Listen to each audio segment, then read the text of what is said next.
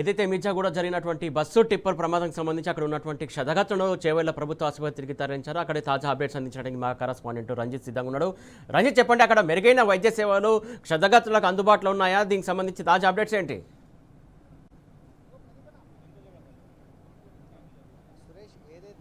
మిర్జాగూడ దగ్గర జరిగిన ఘోర రోడ్డు ప్రమాదం ఉందో దాంట్లో ఇప్పటికే కూడా 21 మంది మృతి చెందినట్టుగా కూడా చెప్తున్నారు. మిగిలిన వాళ్ళు దాదాపు 70 మంది ఒక ప్రయాణించే యొక్క బస్సులు ఏదైతే ఉందో, అంటే టిప్పర్ అతివేగ రావడం, దాంతో పాటుకు వచ్చేసి బస్సు కూడా అతివేగ రావడంతో కూడా ఈ ప్రమాదం జరిగిందని కూడా స్థానికులు చెప్పే పరిస్థితులు కనబడుతుంది. ముఖ్యంగా చూసుకుంటే 21 మందిలో వచ్చేసి 10 నెలల పాపతో పాటు 11 మంది మహిళలు, మిగిలిన వాళ్ళు వచ్చేసి పురుషులుగా కూడా అక్కడ దాదాపు చెప్తున్నారు. వీళ్ళందరినీ కూడా మృతదేహాలందరినీ కూడా స్థానికంగా ఉన్నటువంటి చేవెళ్ల ప్రభుత్వ ఆసుపత్రి దగ్గరికి తరలించారు. దాంతో పాటుగా కూడా చికిత్స పొందిన ఏదైతే గాయాల పాలైనారో ఆ క్షతగాత్రులందరినీ కూడా హైదరాబాద్ లో ఉన్నటువంటి ప్రభుత్వ హాస్పిటల్ మరియు ప్రైవేట్ హాస్పిటల్ మెరుగైన చికిత్స కోసం కూడా తరలించిన పరిస్థితి కనబడుతుంది. ఇప్పటికే చూసుకున్నట్లయితే దీంట్లో వచ్చేసి కంకర లోడ్తో ఉన్నటువంటి ఏదైతే టిప్పర్ ఉందో ఆ టిప్పర్ వచ్చేసి భారీ ఓవర్ స్పీడ్ తో రావడం, దాంతో పాటుగా చూసుకున్నట్లయితే బస్సు కూడా వచ్చేసి రెండు కూడా ఒకే మోతాదులో వేగం ఉండడం వలన కూడా ఈ ప్రమాదం జరిగిందని కూడా స్థానికులు చెప్పిన పరిస్థితులు కనబడుతున్నాయి. ఇప్పటికే ఆ క్షతగాత్రులను వచ్చేసి వివిధ హాస్పిటల్కు తరలించారు. వాళ్ళకు మెరుగైన వైద్యం కోసం కూడా చేస్తున్నారు. దాంట్లో కూడా దాదాపు 60-70% వరకు కూడా మేజర్ డ్యామేజ్ అయిన వాళ్ళు కూడా కొంతమంది ఉన్నారు. కాకపోతే ప్రస్తుతానికి మాత్రం ఏదైతే చేవెళ్ల హాస్పిటల్ ఉందో హాస్పిటల్లో మాత్రం 21 మంది యొక్క మృతదేహాలు కూడా ఇక్కడికి వచ్చినాయి. ఇక్కడికి వచ్చిన మృతదేహాలందరూ కూడా హాస్పిటల్లోకి తరలించారు. కానీ ఇక్కడ పోలీసులు ఏదైతే ఉందో కనీసం లోపలికి కూడా పంపించిన పరిస్థితి కనపడుతుంది. ముఖ్యంగా చూసుకున్నట్లయితే ఏదైతే రోడ్డు ఉందో ఈ రోడ్డును వచ్చేసి 100 ఫీట్ రోడ్ చేయాలనేది కూడా గతంలో బీఆర్ఎస్ యొక్క నేత కార్తిక్ రెడ్డి కూడా దీనిపైన వచ్చేసి హైకోర్టును ఆశ్రయించినప్పటికీ కూడా దానిపైన మిగిలిన నేతలు కావచ్చు, స్థానికంగా ఉన్న లీడర్లు వచ్చేసి దాన్ని అపోజ్ చేయడంతో వచ్చేసి దాని డెవలప్మెంట్ అయిపోయింది. ఏదైతే ఇదే రోడ్ మార్గం ఉందో ఇదే రోడ్ మార్గంలో గతంలో చూసుకున్నట్లయితే నలుగురు అంటే చిరు వ్యాపారం చేసుకునే వ్యక్తులు 4 చనిపోయారు. అదే ప్రమాదం చూసుకుంటే అదే రోడ్లో వచ్చేసి అంటే ఆ రోడ్ అనేది చిన్నగా ఉండడము, భారీ వాహనాలు వచ్చేసి ఓవర్ స్పీడ్తో రావడం అనే ఇది ముఖ్యంగా ఈ ఇన్సిడెంట్ జరిగిందని కూడా స్థానికంగా చెప్పిన పరిస్థితి కనబడుతుంది. దీంట్లో ఇప్పటికీ కూడా చెన్నై కోర్టును కూడా గతంలో పటోళ్ల కార్తిక్ రెడ్డి ఆశ్రయించారు.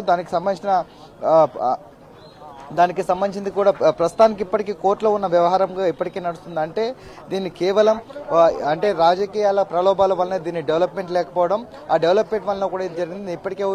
ఇప్పటికే దీనిపైన వచ్చేసి బీఆర్ఎస్ నేతలు కావచ్చు, కేంద్ర మంత్రులు వాళ్ళందరికీ వచ్చేసి ప్రగాఢ సానుభూతి తెలిపిన పరిస్థితి కనబడుతుంది.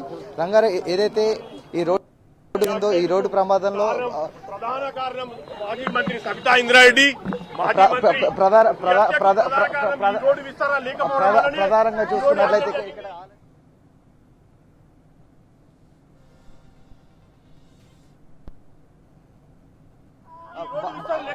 బాధిత కుటుంబాలు ప్రధాన కారణం ముగ్గురు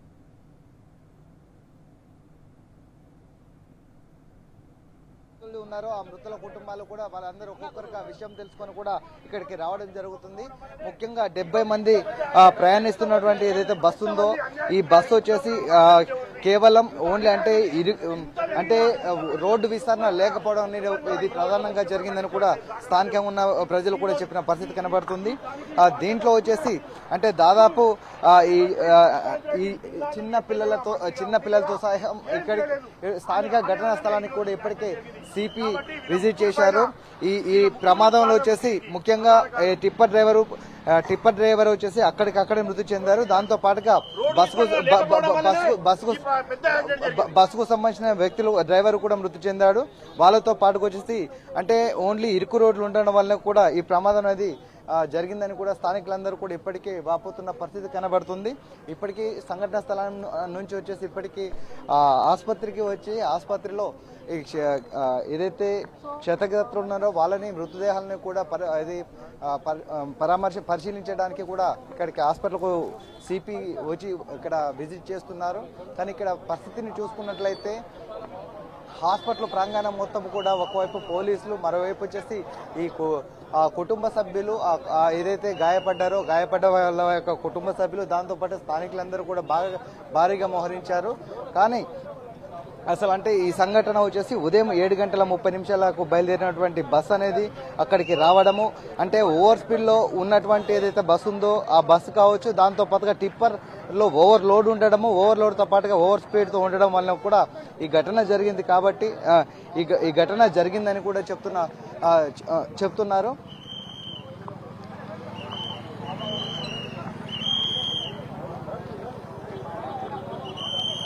ఉదయం 7 గంటలకు ఏదైతే బస్సు ఉందో బస్సు బయలుదేరింది. ఆ బస్సు 7:20 అక్కడ నుంచి బయలుదేరిన ఏదైతే వాహనం ఉందో ఆ బస్తో పాటుగా ఈ లారీ ఈ రెండు ఢీకున్న టైంలో, అంటే ఇటువైపు ఈ బస్ అనేది ఓవర్ స్పీడా లేకపోతే అటువైపు టిప్పర్ వచ్చేసి ఏమైనా రాంగ్ రూట్ లో వచ్చారా అనే దాన్ని కూడా పోలీసులు వచ్చేసి క్షుణ్ణంగా పరిశీలించే పరిస్థితి కనబడుతుంది. ప్రాథమికంగా వచ్చేసి ఏదైతే గాయపడ్డాలు ఉన్నారో గాయపడ్డ వాళ్ళందరినీ కూడా చేవెళ్లలోని కొన్ని హాస్పిటళ్లకు కావచ్చు, దాంతోపాటు ప్రభుత్వ హాస్పిటళ్లకు, దాంతోపాటు హైదరాబాద్లోని హాస్పిటల్ కూడా పంపించినట్టుగా కూడా చెప్తున్నారు.